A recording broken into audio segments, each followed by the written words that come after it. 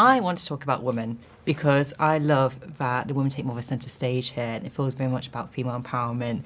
Was that something you both were excited to explore in this film? Yeah. I think, it's interesting. It's like female empowerment.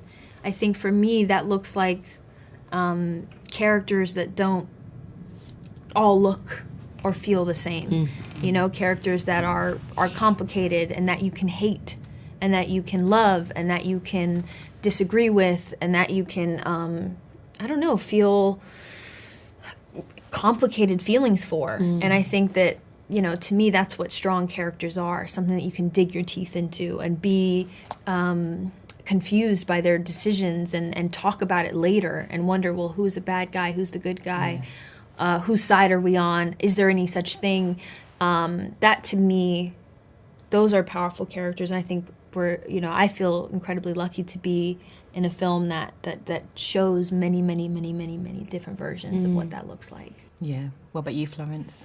Completely agree. I think there's huge power in showing so many different types of women, especially in this storyline when it is very male heavy. We have a great deal of thanking to do with Denis, who not only trusts us as actors but also fights for these women's stories. We're able to step into them because of the brilliant script that has been written. And copying what Zendaya said, it's so fun playing characters that can be unlikable.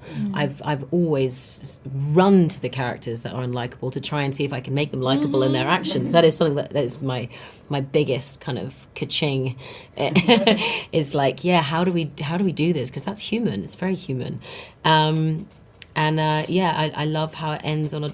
I love how there's potential for a future. I love how there's, in the tiny amount of time that we had looking at each other, it already says and tells so much, and it makes you question what's going to happen next. It's a great gift. Yeah. Zendaya, I feel like your character seems to be the only one who's not actually driven by power. Like, she's rather pure. What do you think about that and how she sort of, contrasts to everyone else? Yeah, well, I think she's one of the few people that is just human. She's not a Bene Gesserit. She doesn't have these, access to, every resource in the world. She's really in a defensive position, and all she has is herself. And her love for the people around her and her fierce protection of them. So that's all she cares about, is just trying to do right by the people she sees every day and the people that she loves and cares about.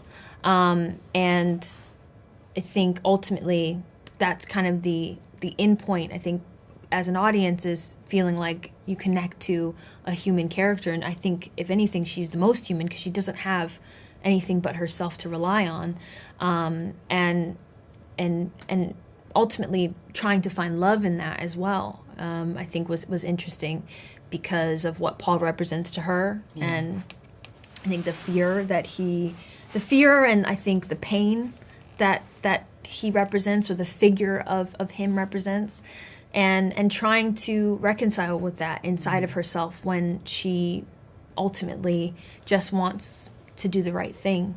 I think it's very difficult. I think it's a battle that she's constantly having inside of her, on top of the one she's literally being faced with.